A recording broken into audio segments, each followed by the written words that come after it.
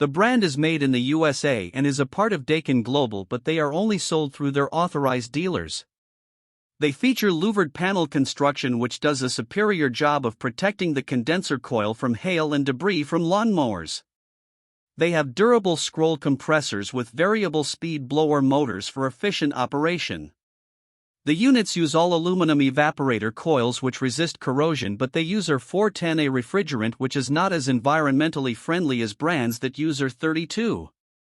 They offer optional electric heat kits in sizes from 5 to 20 kilowatts, and the units are backed by a good warranty, but they are relatively loud in operation with sound levels of up to 80 decibels.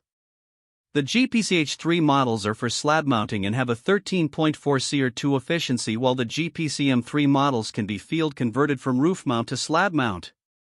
The brand does not offer models that qualify for the HvacRepairGuy Premium and Ultimate categories. This brand receives an overall 1-star don't buy rating from HvacRepairGuy.